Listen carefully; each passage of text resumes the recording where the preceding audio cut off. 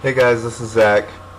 Today I'm going to be teaching you how to find someone's IP address. Basically, when you find their IP address, it's almost like finding their phone number.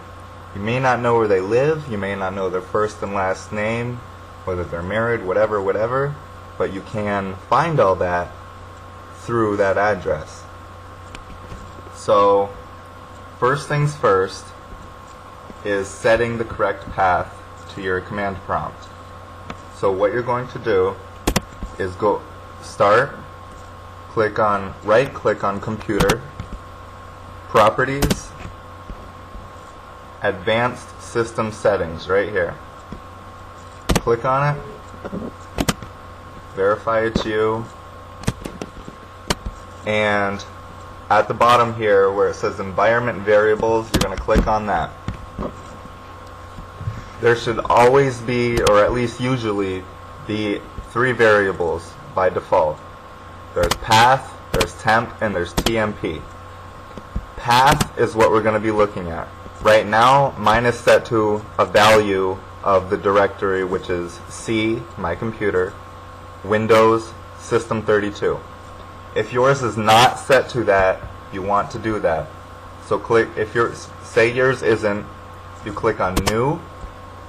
The variable name will be path, and then C:\\, Windows, System32. And you click OK. I'm going to click cancel because I already have it. Once that's like that, and your path is set, you click OK, OK, and exit out. Now, second step, you go to computer, your C drive, find Windows, click on it, and System32. What you're going to want to find in your System32 is something called nbtstat, N-E-T-S-T-A-T. Not the .exe.mui, just nbtstat, plain. It's an application, not a MUI file. Application, that's very important. If you have that, then you're good to go. If you don't have it, I'm going to have a link to where you can download it from a trustworthy site, and what you're going to want to do is you're going to want to drop it in the C Windows System32 directory. So I already have that. And if you do too, then you're good to go. So you close that. Now you press start. Open up your command prompt. And you type in nbtstat space. The space is very important. A. No space after the A. And you click enter. Now what's going to happen is this is going to show you all of your connections, both local and foreign.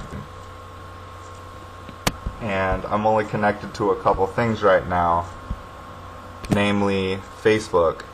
So here is, you have a couple options: your proto, your local, your foreign and your foreign address. You want to find locals, and here ipaddress.com. It's www.ip-ad1d. They spelled it wrong. I don't know why, or how anyway. But .com. You go there, and it's going to bring you your IP address. What you do is, on the bottom, there's a red bar with a couple traces, or a couple choices of what you can do. You want to find IP who is. So you click on that, it's going to bring you to IP who is. You plug in the IP address in question, enter it, and wait for it to load. I have a crappy internet connection, the whole reason I'm switching providers. So it's taking a little while. Alright, there it goes.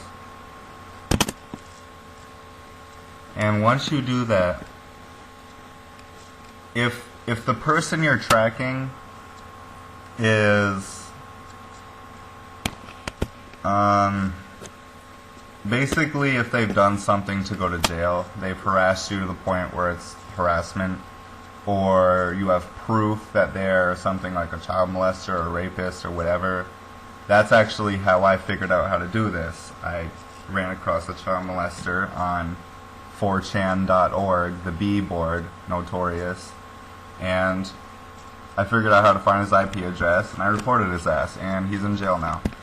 So once you do the who is, it's going to give you a big long table of what you can do to report said person if they're worthy of being reported. Below that is a broad set of information. So right here you have the IP address, the location of the server, Marietta, US. That's Marietta, Georgia. I live in Atlanta. Not very far. It's quite close to where I live, and it's going to be like that for for any IP address you plug in. The ISP, bellsouth.net, which is my internet service provider. That's what ISP stands for. And that's basically it. It'll give you a map to the place, to the ISP. You can click on that, get the number of the place. Like I said, if you have proof they're doing something illegal, you get the number of the internet service provider, or you get the information on this table, and you can report them and send them away if they're deserving of it. It's really handy, really good to know. One thing you should note is when you're finding the IP address through the command prompt and looking at your local and foreign connections, let me redo it.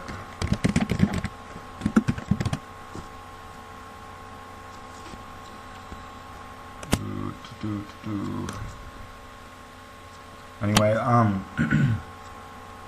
once you get a list of your foreign connections, you want to keep a log, a personal log of these little numbers after the colon. These are the default pins of the sites. If you're using AIM, you just send someone a message, have them reply, and then you are officially connected to their computer. As long as you have the conversation. AIM, their pin is 4443. So you're going to want to write that down so you remember that. So in case you find someone on AIM and you want to trace them, so you don't have to look through all these freaking pins again. I don't know Facebook's pin, but I know it works through Facebook. Also, it works through MSN. You can use it with email. That's a different protocol to get the IP through email. It's very easy though. I'll probably upload a video on how to do that. It's very easy. And yeah, once you have their IP address, you have access to everything of that person. Any questions, leave them in the comments, and I'll get back to you. Alright, thank you.